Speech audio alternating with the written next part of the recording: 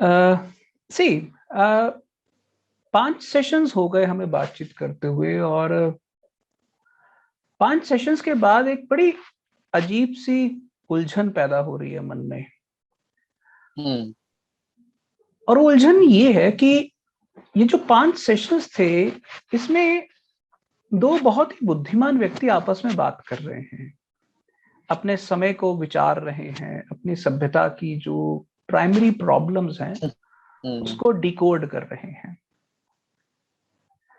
But बहुत गहरे हुँ, में हुँ, मेरे भीतर या हमारे भीतर सिर्फ एक बुद्धिमान इंसान ही नहीं रहता है, एक हुँ, अनुभूति सक्षम इंसान भी रहता है। और उसकी अनुभूति उसको किसी समय कंप्लीटली इरेशनल, बुद्धिहीन हुँ, भी बना सकती है। Got it? Hmm, agreed. Hmm, अब सवाल ये है कि क्या ये जो बुद्धिहीन होना है या कंप्लीटली इरेशनल होना है, अ, इसके पीछे कोई सिग्नल है जो हमें बहुत दूर से, बहुत हुँ, आदि काल से हमें डायरेक्शन दे रहा हो? जैसे लास्ट टाइम हमने हुँ, बात की थी कि अ, ये जो लस्ट होती है, ये इतनी खराब चीज भी नहीं होती। लस्ट के अंदर कहीं ना कहीं एक बहुत गहरी डायरेक्शन छुपी होती है कि हमने क्या हुँ, बनाया और हम क्या मिस कर रहे हैं।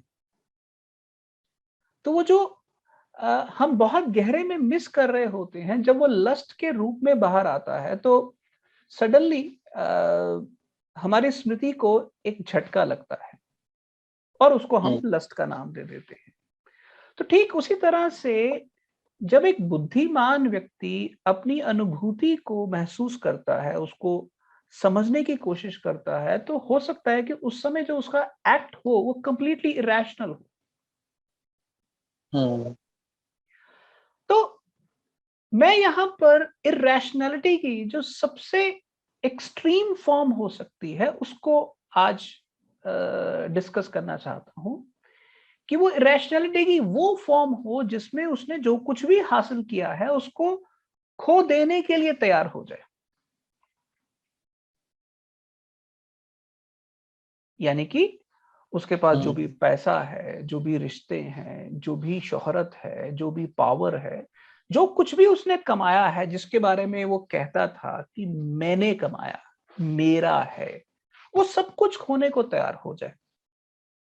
हुँ, तो यहां हुँ, पर मुझे जिस व्यक्ति की, जिस काल पुरुष की जो सबसे इंपॉर्टेंट उदाहरण करीब नजर आती है, वो है युधिष्ठिर की उदाहरण, जब उसने जुआ खेला था। हुँ, और जुआ भी कुछ साधारण तरीके से नहीं खेला था। जुआ एक असाधारण तरीके से खेला था। शुरुआत हुई जब भाइयों के हुँ, साथ जुआ खेलना शुरू किया, तो पहले उसने अपने अ, अस्त्र शस्त्र, अपने सोने के हार, हीरे मोती उसने दांव पर लगाए। फिर उसने अपनी सेनाएं दांव पर लगाई। फिर अपना राज्य दांव पर लगा दिया, फिर अपने भाइयों को दांव पर लगा दिया, फिर उसने अपने आप को दांव पर लगा दिया, और उसके बाद उसने अपनी पत्नी को भी दांव पर लगा दिया। कि वो जो बुद्धिहीनता है, हुँ, तर्कहीनता है, उसकी वो अ, अति तक पहुंच गया हुँ, कि वो इंसान हारने के लिए किसी भी सीमा तक जाने को तैयार है। हुँ, तो मुझे ऐसा लग रहा है कि हम जो तथाकथित सयाने लोग हैं, बुद्धिमान लोग हैं, क्या हमारे अंदर ऐसा अनुभूति परख, अनुभूति सक्षम इंसान नहीं है जो इस किस्म की तर्कहीनता या इस किस्म की बुद्धिहीनता के लिए पूरा काबिल है? और उस बुद्धिहीनता के अंदर उसने जो कुछ भी कमाया है, उसको एक ही झटके में या एक एक करके वो गंवाने के लिए पूरी तरह तैयार है।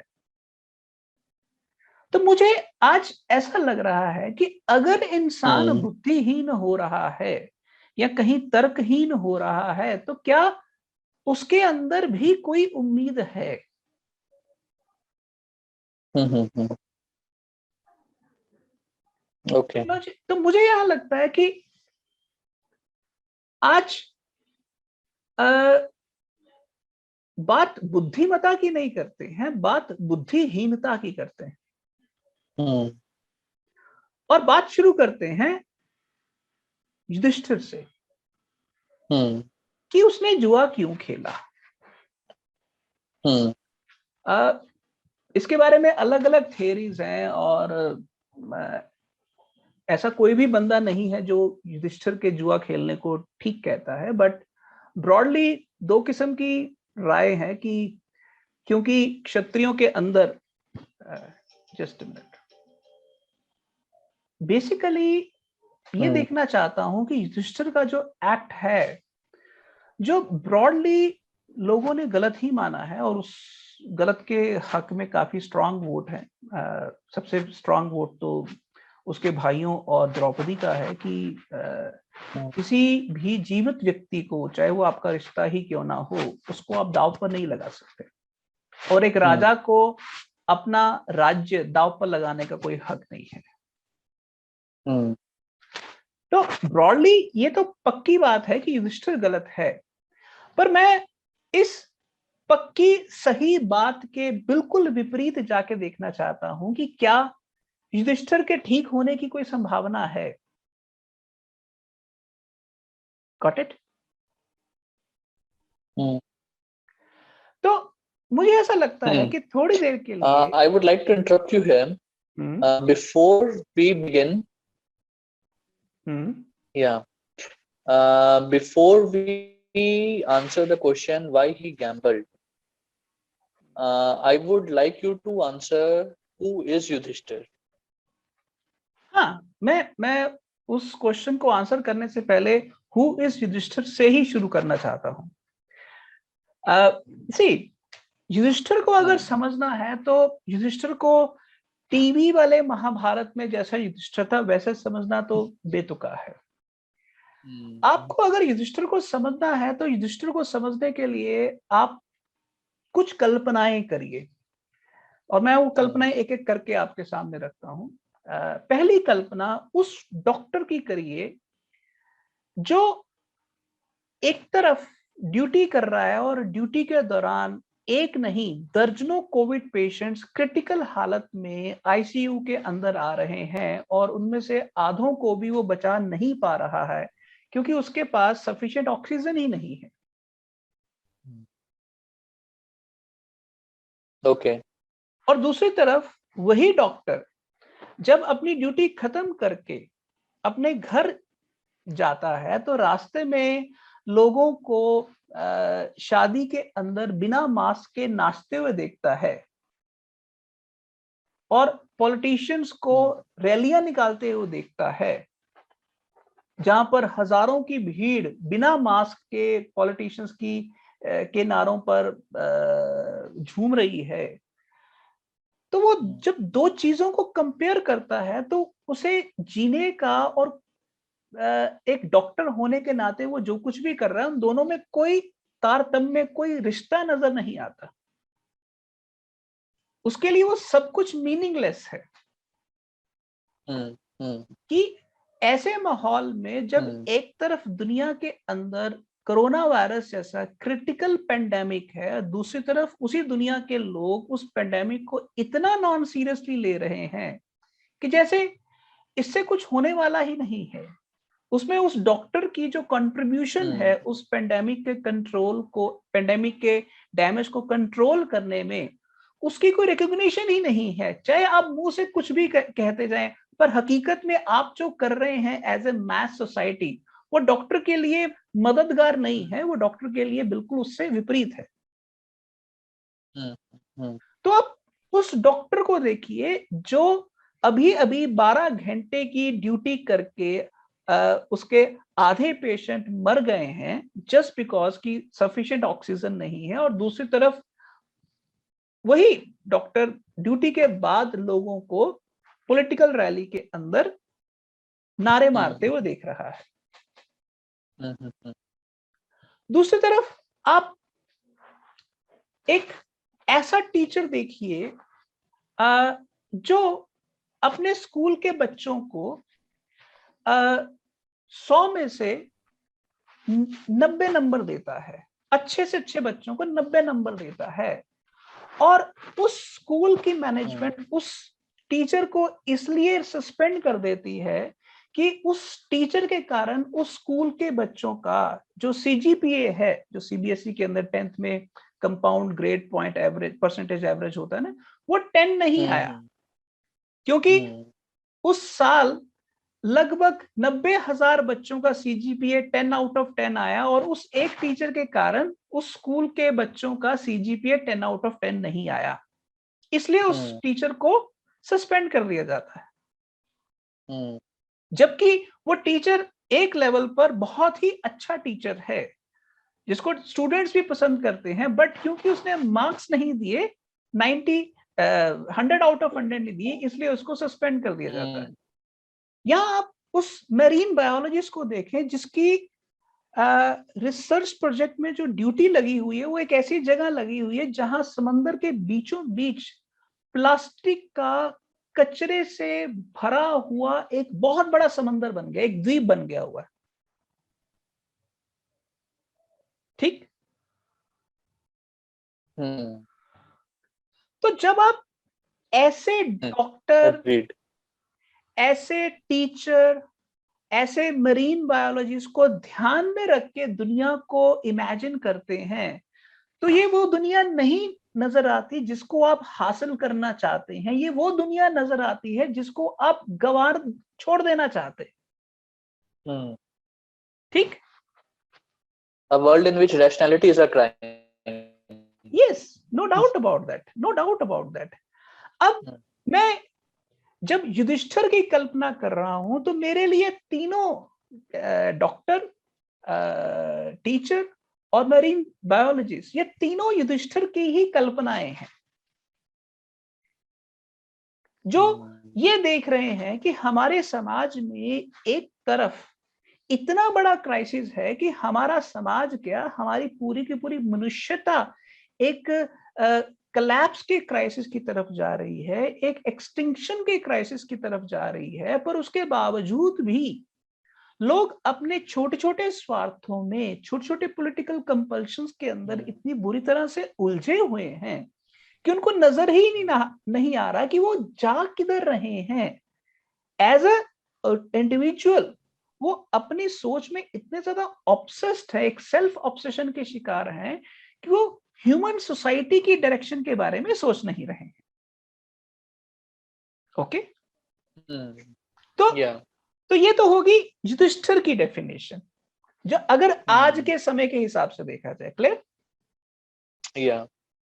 अब उस समय के हिसाब से युधिष्ठिर को जरा समझने की कोशिश करिए कि ये वो युधिष्ठिर है जो इस बात से दुखी है कि उसके अपने भाई, चाहे वो चचेरे भाई हैं, कजन्स हैं उसके, वो उसका राजपाट लूटना चाहते हैं। आप सोचिए, जिनके साथ आप बचपन में खेले हो, इकट्ठे सोए हो, इकट्ठे खाना खाया हो, इकट्ठे पले बड़े हो, आपके दादा नाना एक ही हैं, आप एक ही घर में रहे हो, वहां पर वो जो स्मृतियां हैं बचपन की, उन स्मृतियों का कत्ल करके उसके 100 चचेरे भाई उनका राजपाट हड़पना चाहते हैं। क्या ये युधिष्ठिर के लिए बहुत सुंदर कल्पना है, सुंदर अनुभव है क्या? मोहित? It is the death. It is his death basically. Yes, ना केवल ये, वो दूसरी तरफ ये देख रहा है कि उसके अपने भाई, चाहे वो भीम है, चाहे अर्जुन है, चाहे नकुल है, चाहे सहदेव है, वो भी बहुत गहरे में उसी किस्म की हिंसा से भरे हुए हैं, गुस्से से भरे हुए हैं कि वो ये देख पा रहे हैं कि कौरव उनका राजपाट हड़पना चाहते हैं और वो किसी तरह से उनको इस बात की सजा देना चाहते हैं कि भाई you don't have right to snatch our kingdom. तो युधिष्ठिर देख रहा है कि ये ईर्ष्या के अंदर, ये नफरत के अंदर तो वो बचपन की जो सुनहरी मीठी स्मृतियां हैं उनका तो कंप्लीट घात, उनका, उसकी हत्या हो रही है। दूसरी चीज, जिस समाज में वो रहता है, जिस उस समाज के अंदर उसको क्षत्रिय माना जाता है। क्षत्रिय का सीधा सीधा मतलब है कि उनका काम है to live by act of fighting, यानी कि आपका काम ही है लड़ना। तो सोच के देखो कि एक सेंसिटिव बीइंग जब खुद से पूछता है कि ये कैसा समाज है जिसमें जीने के लिए आपको मारना पड़ेगा, ये कैसे समाज की कल्पना हमने की है। आप सोच के देखिए एक ऐसे युधिष्ठिर को जो अपने क्षत्रिय होने को लेकर बहुत ही ज्यादा दुखी है, वो रादर अपने आप को अभिशप्त महसूस कर रहा है। क्लियर? या मेक सेंस। या यस।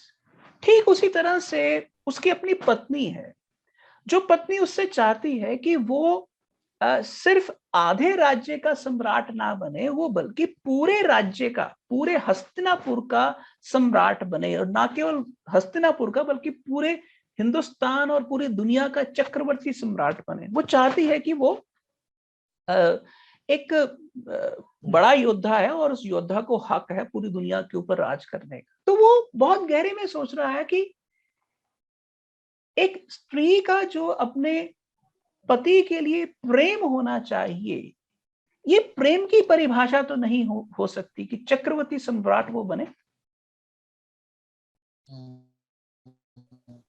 ठीक। सो आप ध्यान से देखिए कि ये वो युधिष्ठिर है जो युधिष्ठिर जीना चाहता है, पर जीने की जो शर्तें उसके सामने रख दी गई हैं।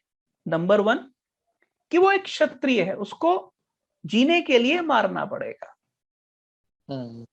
नंबर 2, उसको ये बता दिया गया है कि उसके जो भाई हैं वो अपने राज्य को हासिल करने के लिए या दूसरे के राज्य को हासिल करने के लिए मार काट से पीछे नहीं हटेंगे, और उसको उनका साथ देना पड़ेगा, उसको उस मार काट के अंदर हिस्सेदार बनना पड़ेगा। और वो अगर अपनी पत्नी को ये कहे कि हमें आधा राज्य या हमें पूरा राज्य छोड़िए, हमें सिर्फ 5 गांव ही मिल जाए, हम संतुष्ट रहेंगे, उसकी पत्नी कहती है कि ये मुझे स्वीकार्य नहीं है। आप उस युधिष्ठिर की कल्पना करिए कि उस युधिष्ठिर के पास अब चारा क्या है, ऑप्शन क्या है। उसके पास क्या ये ऑप्शन है कि वो खेलने से इनकार करे? No, he doesn't have that option.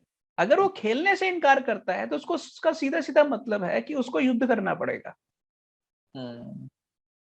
तो युद्ध से एग्जैक्टली बेटर ऑप्शन तो उसको खेलना ही लग रहा है, चाहे वो जुआ ही क्यों ना हो। अब दूसरी बात ये है कि अब अगर उसको जुआ खेलना है तो जुए से बेटर ऑप्शन उसके पास क्या है? वो है suicide.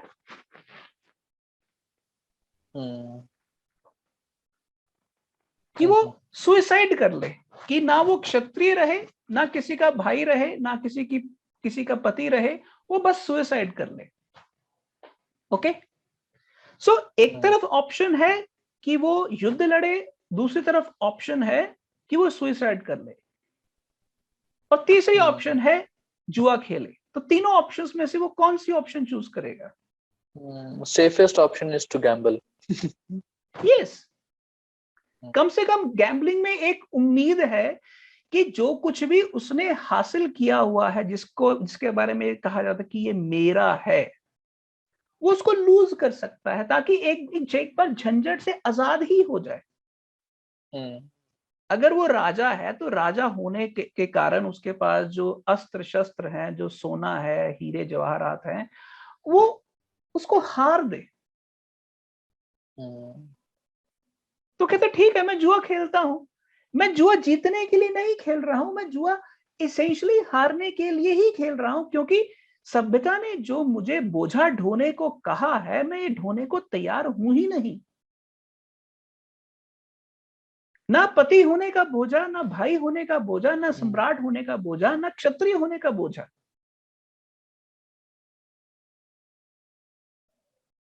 Got it?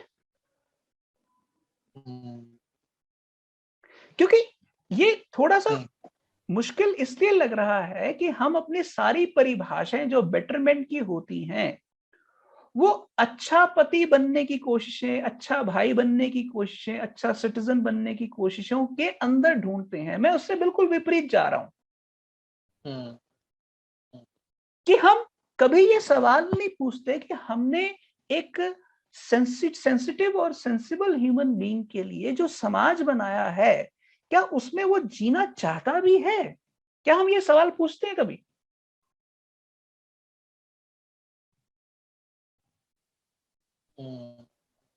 Okay, We don't want to answer that question. yes, but the point here is कि अगर हम बुद्धि से इस सवाल को जवाब नहीं भी दे रहे, तो भी अनुभूति के लेवल पर तो हम इस सवाल को भोग रहे होते हैं। Obviously, बिल्कुल तो बिल्कुल। इसलिए मैं बार बार कह रहा हूं कि हम पिछले 5 सेशंस में जो बुद्धिमान होके बात कर रहे हैं, वो थोड़ी देर के लिए हम बुद्धिहीन को सेंटर में रख के जरा बात करने की कोशिश करें। और वहां पर युधिष्ठिर को हम रखते हैं कि वो जुआ इसलिए नहीं खेल रहा है कि उसको मजबूर किया गया है, वो जुआ इसलिए खेल रहा है कि उसके पास अवेलेबल 3 ऑप्शंस हैं, युद्ध, सुसाइड और जुआ। पर जुए के अंदर एक उम्मीद है कि ये जो सभ्यता का बोझा है, मेरे राज्य, मैं सम्राट, मेरा भाई, मेरी पत्नी, मेरा क्षत्रिय होना, ये सारे बोझे को वो एक एक करके उतार फेंके। तो उसको अगर एक एक करके उतार कर फेंकना है तो वो जुआ ही खेलेगा, क्योंकि वो जीतना चाहता ही नहीं है। वो तब तक जुआ खेलेगा जब तक उसके पास हारने लायक कुछ भी ना बचे।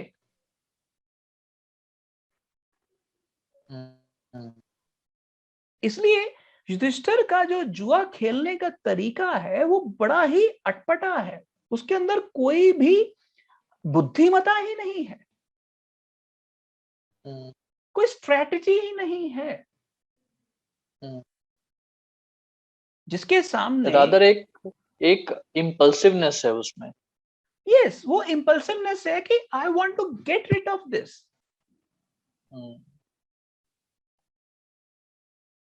सो वो पहले अपने अपने हीरे जवाहरात हारता है, फिर अपने अस्त्र शस्त्र हारता है, फिर अपने हाथी घोड़े हारता है, फिर अपना राज्य हारता है, फिर अपने एक भाई को हारता है, दूसरे को, तीसरे को, चौथे को, फिर अपने आप को भी हार देता है, और उसके बाद वो द्रौपदी को भी हार देता है।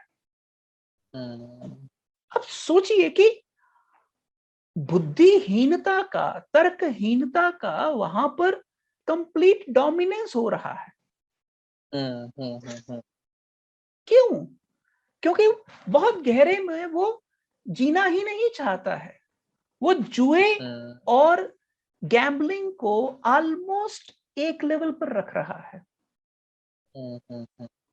गैम्बलिंग के अंदर उसके पास पॉइंट ए से पॉइंट बी की ऑप्शन है, बी से सी की ऑप्शन है, सुसाइड में वो ऑप्शन भी नहीं है। So that's why he's gambling.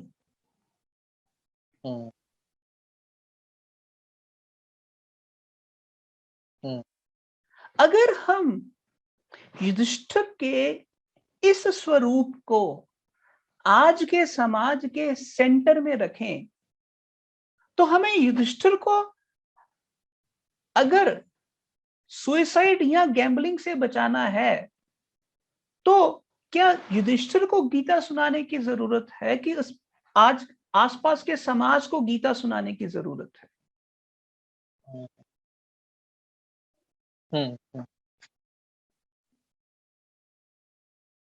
But how to understand this act of gambling from a modern man's perspective? Yes, this is Uh, yeah. yeah. At one hand, we are talking about globalization, worlds coming together, people coming together, and at one hand, we are talking about individuality. The people want to express themselves, people want to take their own decisions. And so एक दोनों चीजें हैं और उसके बीच में एक gambling का question है. How to understand this dichotomy? Is it a dichotomy or there's no dichotomy at all? See, ये मेरे लिए भी काफी लंबे समय तक एक बड़ा ही कॉम्प्लेक्स प्रश्न रहा है कि जो भी हम करते हैं उसके बहुत गहरे में हमारी बुद्धि जो हासिल करने की कोशिश कर रही है, क्या वो प्रोप्राइटरी सिविलाइजेशनल कॉन्स्ट्रक्ट्स को बढ़ावा दे रहा है कि वो उसको बढ़ावा नहीं दे रहा है? फॉर एग्जाम्पल, मेरे हक हैं, मेरे अधिकार हैं, right to life, liberty, freedom of speech, all those things. But पिछले 100 सालों में जिस पीरियड के अंदर डेमोक्रेसी इतने बड़े लेवल पर ग्रो की है, उसी पीरियड के अंदर बायोडाइवर्सिटी का इतना बड़ा कोलैप्स क्यों हुआ? इसका बहुत गहरे में मतलब ये है कि हम डेमोक्रेटिक तो हैं, but only for a select few democratic है. हम प्लैनेट की जो दूसरी स्पीसीज हैं उनके प्रति डेमोक्रेटिक नहीं है. इसी पीरियड के अंदर बहुत सारी लैंग्वेजेस एक्सटिंक्ट हो गई. इसका क्या मतलब है कि जो दूसरी लैंग्वेजेस के अंदर वर्ल्ड व्यू थे, हमने उन वर्ल्ड व्यूज को भी धरती से खत्म कर दिया. तो जो बुद्धि, जो रैशनैलिटी इतनी सेल्फिश प्रोप्राइटरी सिविलाइजेशन बनाएगी, क्या आप उस बुद्धि पर विश्वास करोगे? एक पॉइंट पर आप एक ऐसे लेवल पर पहुंच जाओगे, आप कहोगे बुद्धि जो कुछ भी कह रही है वो सब बकवास है, कचरा है, मैं इस पर विश्वास नहीं करूंगा, मैं अब सिर्फ अपनी अनुभूति पर विश्वास करूंगा.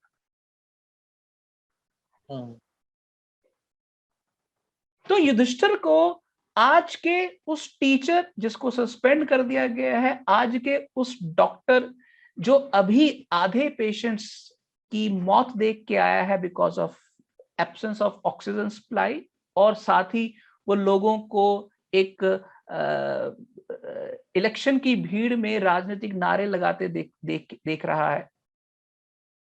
और उस मारीन बायोलॉजिस्ट की दृष्टि से देखिए, जो प्लास्टिक के एक समंदर के बीच में खड़ा है.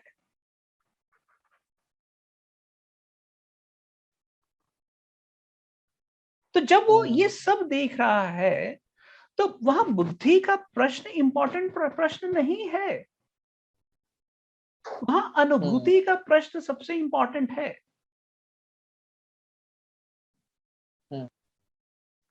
और मैं जो समझ पा रहा हूँ वो ये है कि एक चीज के जिसको हम कहते हैं द एक्ट ऑफ लेटिंग गो. मुझे लगता है कि the act of letting go after a point of time, after a certain period, it becomes an involuntary act. But gambling, as we have heard and seen in Mahabharata from Yudhishthira's perspective, it seems to be an act of letting go, but a voluntary act of letting go. Am I right in imagining it like that? मुझे ऐसा लगता है कि जब लेटिंग गो हम कहते हैं तो उसमें हम एक चीज बहुत गहरे में मिस कर देते हैं कि उस इंसान की जो अपने आसपास के समाज के प्रति जो वितृष्णा है, जो विराग्य है, हम उसको मिस कर देते हैं। हम्म, आप ये थोड़ी देर के लिए सोचने की कोशिश करिए कि वो जुआ क्यों खेल रहा है। वो जुआ इसलिए खेल रहा है कि वो इस समाज से एस्केप करना चाहता है। हम्म, आप थोड़ी देर के लिए उस डॉक्टर के लेवल पर सोचिए, जो उस भीड़ में खड़ा है, अपने पेशेंट्स की मौत देखने के बाद, और जो भीड़ कम्युनल नारे लगा रही है किसी पॉलिटिकल पार्टी के हक में, हम्म, वो उस भीड़ को क्या बताए? हम्म, वो उस भीड़ को कुछ नहीं बता सकता, क्योंकि वो भीड़ एक ऐसी दिशा में जा रही है जिस दिशा के अंदर अ, उसे अ, 2-4 पेशेंट्स की डेथ नहीं देखनी होगी, उसको करोड़ों पेशेंट्स की डेथ देखनी पड़ेगी। हम्म, इट्स अ कलेक्टिव सुसाइड। हम्म। मतलब आप My थोड़ी question is कि how to understand a person like him um, from a new perspective. How to yes, understand him. Yes, yes, I am coming to that. The issue here is कि उसको समझना आसान नहीं रहेगा। हम्म, उसको समझना आसान इसलिए नहीं रहेगा कि हमने कभी खुद से पूछा ही नहीं है कि क्या हमारी हासिल करने की इच्छा शांत हुई भी है कि नहीं। पहले बड़ा होना चाहते थे, पैसा कमाना चाहते थे, डिग्री चाहिए थी, नौकरी चाहिए थी, शादी चाहिए थी, वो भी सब कुछ हो गया। मकान बन गया, कार आ गई, पैसा आ गया, बैंक बैलेंस हो गया, सब कुछ हो गया। क्या इसके बावजूद भी हमारे जीने ने दुनिया के अंदर ये हासिल करने का जो बुखार चढ़ा हुआ है, इस पर कोई लगाम कसी? नहीं कसी। प्रॉब्लम ये है कि जब हम अपने आप पर लगाम कसने के बारे में एक कदम भी उठाने को तैयार नहीं है, तो हमें युधिष्ठिर कैसे समझ में आएगा? और अगर हमारे जैसे समाज में भरे लोग हों, तो वो तो रादर ये कहेंगे कि युधिष्ठिर गलत है। युधिष्ठिर को तो धर्मराज कहा जाता था। युधिष्ठिर को जुआ खेलने का बिल्कुल हक नहीं था, उसको अपनी पत्नी या अपने भाइयों को दांव पर लगाने का बिल्कुल हक नहीं था। ये एक क्षत्रिय को बिल्कुल नहीं करना चाहिए था। वो तो सीधे सीधे ये कह दें कि युधिष्ठिर गलत है। पर सवाल ये है कि वो ये देख ही नहीं पा रहे हैं कि युधिष्ठिर जीतना चाहता ही नहीं है। आप थोड़ी देर के लिए उस युधिष्ठिर को देखिए, वो जीतना चाहता ही नहीं है। अगर आप उसको जुआ खेलने की ऑप्शन नहीं दे रहे हैं, तो वो सुसाइड करेगा।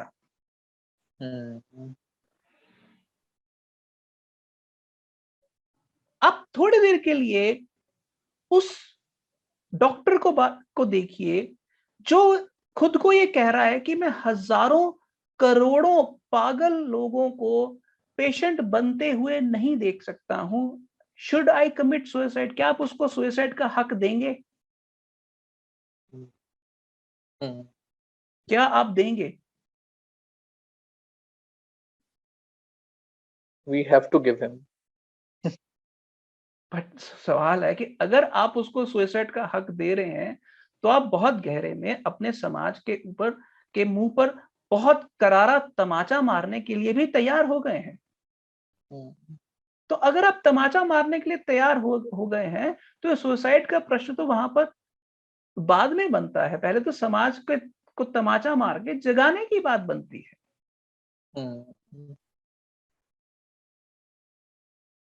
पर क्या आप समाज को तमाचा मारने की स्थिति में हैं? समाज को तमाचा तो वो मारेगा ना जो ये कह रहा है कि मुझे अब कुछ हासिल नहीं करना है, अगर मुझे कुछ करना है तो मुझे सिर्फ गंवाना है, मुझे सिर्फ हारना है। आप मुझे बताइए, आपको कोई ऐसा बंदा मिला है जो समाज में जीतना नहीं चाहता है, सिर्फ हारना ही चाहता है? ढूंढ के लाइए।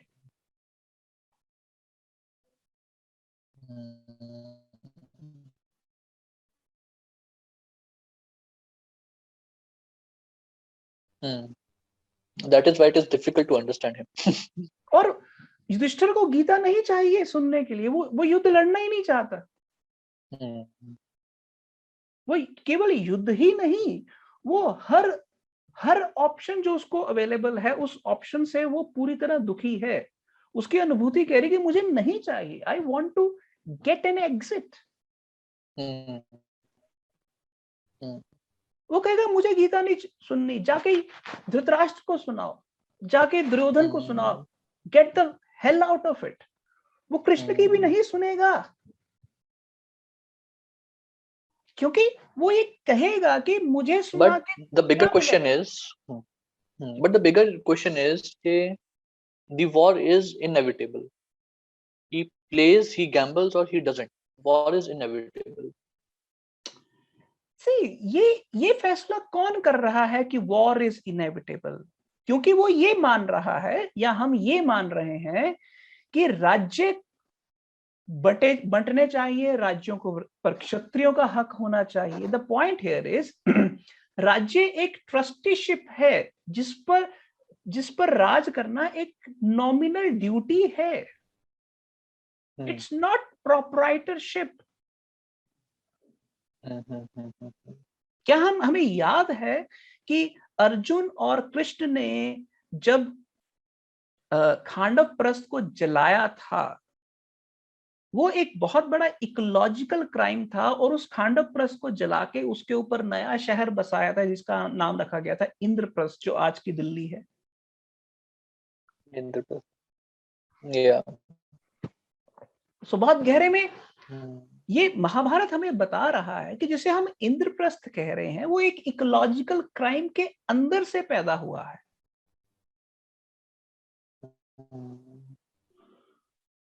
और उसी इकोलॉजिकल क्राइम के भीतर से तक्षक नाग पैदा हुआ था,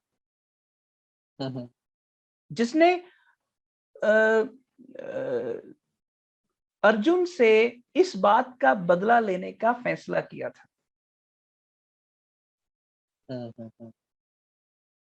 और वो कर्ण के तीर के आगे तक्षक नाग बैठ के उसने अर्जुन को मारने की कोशिश की थी। और उस समय कृष्ण ने अपने अंगूठे से धरती को धंसा दिया था, ताकि जो रथ का पहिया है उसके अंदर धंस जाए, और जो अर्जुन था वो लगभग 4 उंगल नीचे चला जाए, तो जो तीर उसके माथे पर लगना था वो उसके मुकुट को लग के चला जाता है और अर्जुन बच जाता है।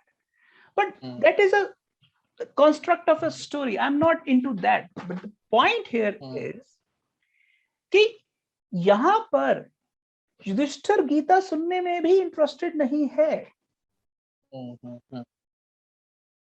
वो सिर्फ एक एग्जिट चाह रहा है, पर हम उसके रिफ्यूजल को, हम उसके एग्जिट को अपने दिमागों के अंदर रजिस्टर करने को भी तैयार नहीं है। तुम्हें याद है वो film, Japanese film suicide girls, की जापान के अंदर अचानक टीनेज लड़के लड़कियां कलेक्टिव सुसाइड करना शुरू कर देते हैं, और किसी को समझ ही नहीं आता वो क्यों कर रहे हैं। जबकि जापान दुनिया का सबसे विकसित समाज है, पारंपरिक समाज भी है। वहां पर एक लेवल पर बेरोजगारी बहुत कम है, गरीबी नाम मात्र के लेवल पर है। उसके बावजूद भी इस समाज में लोग सुसाइड क्यों कर रहे हैं? क्योंकि बहुत गहरे में उस समाज ने जिंदा रहने को, भोगने को ही जीवन मान लिया है, और उसको उसको परंपरा और संस्कृति के अंदर इतना कैद कर लिया है कि जो टीनेजर है उसके पास रेबल करने की भी ऑप्शन नहीं है, क्योंकि वो समाज बहुत ही कंप्लायंस से भरा हुआ समाज है, बहुत ही ओबीडियंस से भरा हुआ समाज है, जहां पर आप ऊंची आवाज में भी नहीं बोल सकते, किसी को डायरेक्ट प्रोटेस्ट भी नहीं कर सकते। तो ऐसे समाज में अगर एक टीनेजर 15 साल की लड़की रेबल करना चाहती है, वो अपने स्कूल के अंदर, अपने घर के अंदर जब माहौल को देखती है कि वो जो सोच रही है उसके समाज में उसको किसी को बताने का स्कोप ही नहीं है, तो उसके पास रेबल करने का एक ही ऑप्शन है, सुसाइड। पर क्या हम एक समाज के नाते सुसाइड को अपनी सिविलाइजेशनल का कोर फेलियर मानने को तैयार हैं?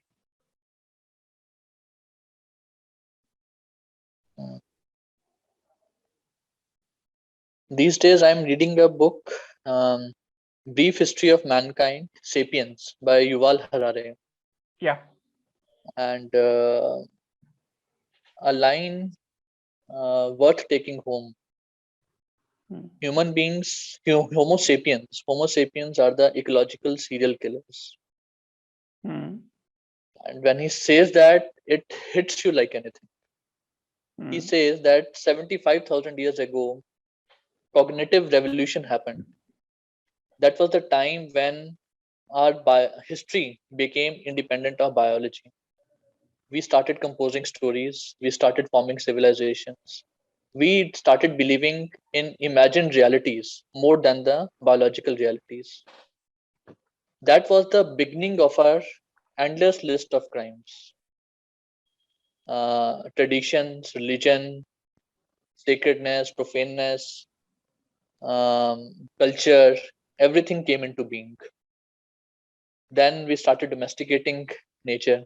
We domesticated wheat, and that intensified the violence even more. And agriculture revolution was the biggest fraud of human civilization. And now everything fits into perspective. Basically, we are criminals. We have to accept that we are criminals. We have committed endless list of crimes, and we are on to more. Yeah. So if I imagine this man who wants to gamble, like Yudhishthir, it makes sense that he has seen everything. He has seen that we are moving towards a disaster. We are moving towards an end, and nobody is ready to accept that we have committed crimes, and we are going to commit more crimes if we don't stop here. Yes. So yes, और ये जो चीज है, अगर तुम्हें याद हो, आंखों देखी रजत कपूर की जो फिल्म है, उसमें जो फिल्म का मुख्य नायक है संजय मिश्रा, वो जब ये कहना शुरू करता है कि सिर्फ जो आपकी आंखों से देखी और महसूस की हुई है उसी को सच मानो और किसी को सच मत मानो, तो वो बहुत गहरे में ये जो बुद्धिमान होने का जो दंभ है वो उससे हटके बुद्धिहीनता को भी कहीं ना कहीं सेंटर में लाने की बात कर रहा है, जो उस समय हमें समझ में नहीं आई थी। वो अपनी अनुभूति को सामने लेके आ रहा है। और कमाल की चीज है कि जैसे ही उसकी नौकरी जाती है तो वो जब उसके घर वाले कहते हैं कि कुछ काम धंधा करो, तो वो जुआ खेलना शुरू कर देता है। ये बड़ी हंसी वाली बात है कि वो एक गुंडे के पास जाता है और बिना डरे उससे बात करता है, और गुंडा भी उसको पसंद करता है और उसको वो अपना मेन जुआरी अपने मेन जुआरी की नौकरी दे देता है।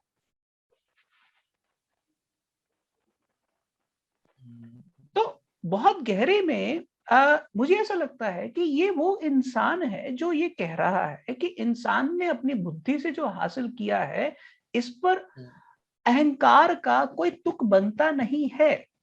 क्योंकि वो, जैसे तुमने कहा कि वो सीरियल किलर है, यस, तो जो सीरियल किलर है उसने अपनी बुद्धि के नाम पर जो मर्जी जो कुछ भी चमकाया हो, पर वो बहुत गहरे में एक बताने लायक बात नहीं है। इसलिए वो किसी खेल में, उस तरह के खेल में जहां पर वो अपने आप को साबित करे, वो उसमें इंटरेस्टेड नहीं है। वो जिस सिर्फ उस गेम में इंटरेस्टेड है जहां पर वो सिर्फ पॉइंट ए से पॉइंट बी तक जाए, without the fear of losing, because he knows that he either is only going to lose whatever he has, or he is already lost man.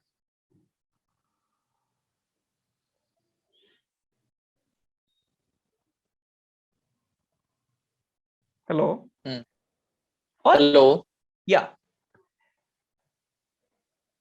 सो मुझे ऐसा लगता है कि लॉस्ट मैन और dead man असल में लॉस्ट नहीं होते, असल में डेड नहीं होते।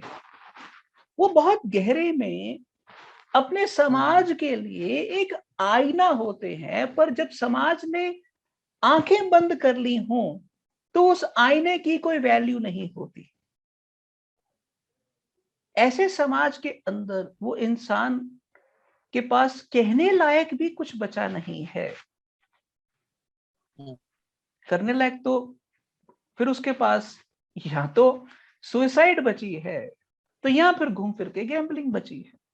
वो कुछ भी करेगा वो उसको ऐसे ही करेगा जैसे वो गैम्बल कर रहा है। वो पत्ते भी खेलेगा तो वो ऐसे खेलेगा जैसे गैम्बल कर रहा है। वो अगर उसको क्रिकेट की पिच पे ऊपर छोड़ दो तो वो ऐसे खेलेगा जैसे गैम्बल कर रहा है। अब वो छक्का लगता है या गिल्ली उड़ती है, उसको इस चीज से कोई लेना देना नहीं है। उसे गीता सिखाने की, सुनाने की जरूरत नहीं है, वो गीता पी के आया है।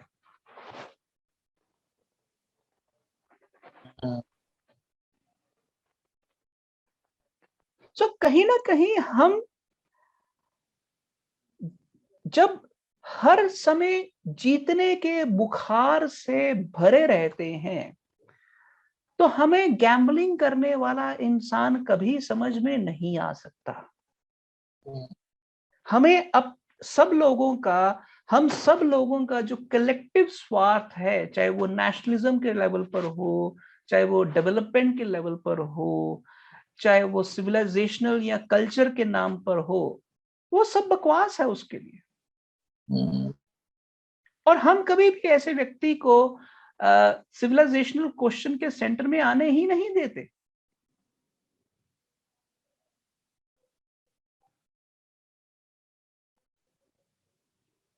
और तुम्हें याद हो जब हमने पहले सेशन के अंदर मिथ ऑफ सिसिफस की बात की थी,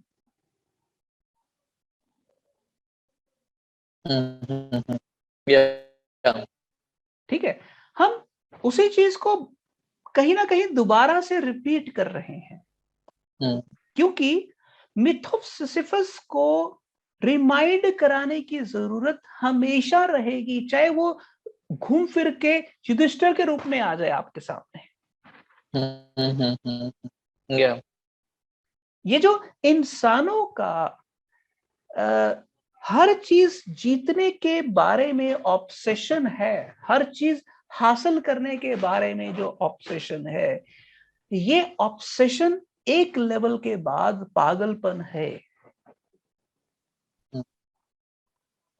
और हमने ये पूरा का पूरा इतिहास इस पागलपन से भर दिया है। क्या उन पंछियों का, उन पेड़ पौधों का इतिहास नहीं है जिनको हमने खत्म कर दिया है? उन भाषाओं का क्या कोई इतिहास नहीं है जिनका आज नामो निशान नहीं है, जिनको बोलने वाला कोई नहीं बचा है? हिंदुस्तान के अंदर ऐसा कहा जाता है कि आज से 70 साल पहले लगभग 1600 भाषाएं थी।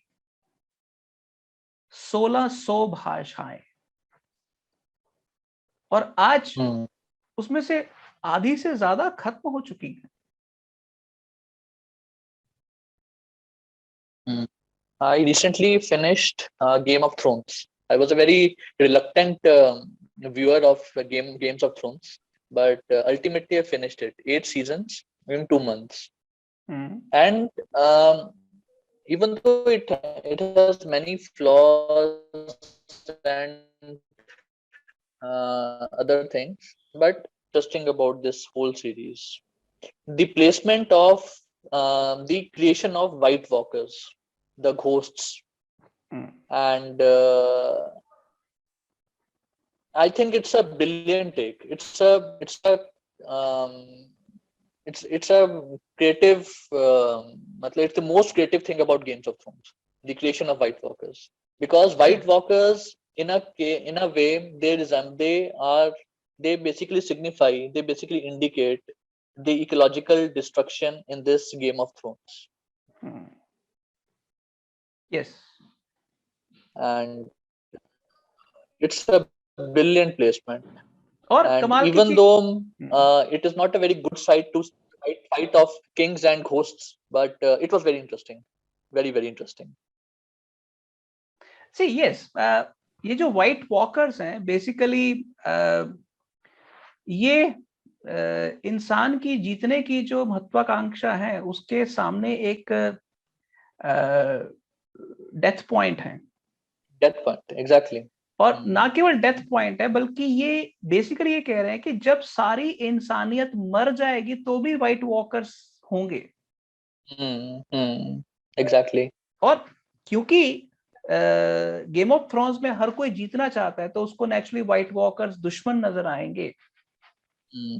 But in reality white walkers को क्रिएट करना हमारी अपनी कल्पना का ही हिस्सा है। कहीं ना कहीं हम बहुत गहरे में जानते हैं कि हमने ये पाप किया है। Exactly. तो it's a passing dialogue in Game of Thrones, but they even mention it that White Walkers were at one time they were trees. So each tree which has been cut is a White Walker now. So बहुत खूबसूरत बात है।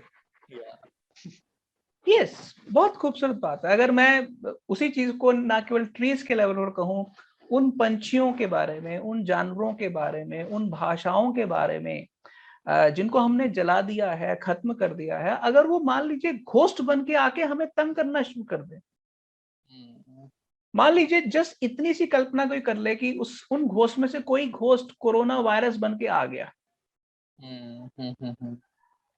तो हकीकत ये है कि हमारा ये जो जीतने का बुखार है, इसकी हवा निकालना तो कुदरत के लिए बहुत ही आसान काम है। बट हमारी जो ब्लाइंडनेस है, जीतने के अंतहीन जो संघर्ष हम कर रहे हैं, ये जो ब्लाइंडनेस है, इसका अंत नहीं नजर आ रहा। इवन हम धरती की मृत्यु देख रहे हैं, पर हमारे जीतने की जो महत्वाकांक्षा है, इसकी मृत्यु नजर नहीं आ रही। That's a crisis. मतलब कहीं मतलब when I was watching Game of Thrones and I was seeing those White Walkers dying and emerging again and again. There was a big fight in season 8 between the Night's Watch and the White Walkers. There was a moment when I think thousands of White Walkers have died, and the King of White Walker, he comes and he recreates those dead White Walkers again. And वो कहीं ना कहीं पे इस Covid times में मतलब इतना ज्यादा रेलिवेंट है, जो मतलब मुझे लगता है कहीं ना कहीं पे जो एक मास डिस्ट्रक्शन हो रही है ह्यूमन बींग्स की, मास डेथ्स हो रही हैं, वो कहीं ना कहीं पे Covid virus is a white walker. Yes, COVID virus is definitely a white walker, no doubt about that. Yeah. And it is our own creation, it is our own myth. Yes. और ये कहीं ना कहीं लोगों को इस बात का एहसास जरूर है। वो बात अलग है कि अभी ये खुल के सामने नहीं आया है. And this pandemic has yet not finished. It has not ended. It is still continuing. Yeah. I was talking about कि वो जो moment है ना जब वो जो health workers का he comes and जितने भी dead white workers हैं दोबारा से re-emerge होते हैं. उस मोमेंट वो एक बहुत ही टेरिफाइंग मोमेंट थी और वहां पर covid has ended and second wave has reemerged. Second will end and third wave will reemerge. So that is a very very relevant episode in the entire Game of Thrones. yes. और मुझे ऐसा लगता है कि जो साहित्य है, जो सिनेमा है, जो वेब सीरीज, वो जो विजुअल लिटरेचर है, उसका बहुत गहरे में जो कोर ऑब्जेक्टिव होता है वो इंसान के इस अहंकार के अंदर की जो परतें खोलकर उसकी जो वल्नरेबिलिटी है उसको एक्सपोज करना होता है. उसकी बुद्धिमानता के पीछे जो तर्कहीनता है, जो बुद्धिहीनता है, उसको एक्सपोज करना होता है. और शायद वो व्हाइट वॉकर्स के जरिए बहुत खूबसूरती से हो रहा है. वो बात अलग है कि हम उसको डिकोड करें या ना करें. जैसे आज हम युधिष्ठिर के गैम्बलिंग एक्ट को डिकोड कर रहे हैं, वैसे ही व्हाइट वॉकर्स के एक्ट को भी डिकोड किया जा सकता है. कोई भी कर सकता है. Exactly. So the problem here is कि ये जो डिकोडिंग है ये अब सिर्फ इंडिविजुअल डिकोडिंग नहीं चाहिए, ये कलेक्टिव कोलैबोरेटिव डिकोडिंग चाहिए, ताकि ये जो बुखार है इसको कहीं ना कहीं इस पर अंकुश लगे, जीतने का जो बुखार है. And even the ending of Game of Thrones is very interesting. मतलब it is, मतलब I'll say कि कहीं ना मतलब somewhere the inspiration comes from Mahabharata basically. When Bran is made the king, basically he is the only person who doesn't want anything. Yeah. And that was a brilliant moment. Yeah. इसीलिए मतलब जुआ खेलने वाला राजा क्यों बनाया गया? That's a very important point. Exactly. आपने जो बहुत साल पहले एक बार बोला था कि मतलब युधिष्ठिर से जब कहा गया कि you will be the king of Hastinapur now, तो he said कि I don't want this kingship. I don't want this. शांति पर. Yeah. But then Krishna said that you can be the only true king. Yes. You are the only true king. Yeah. Yes. True. इसका मतलब है कि कहीं ना कहीं इंसानी समाज में उम्मीद है कि वो देर सवेर समझते हैं, बट वो कभी कभी वो देर सवेर तब जाके जागती है जब हम प्रलय के एक सागर के बीचों बीच होते हैं. After the end of Mahabharata war, when everybody could see the mass destruction, mass death, after that, in that realization, Yudhishthir was made a king. Yeah. The point here is why that realization needs such a massive jolt to wake humanity up.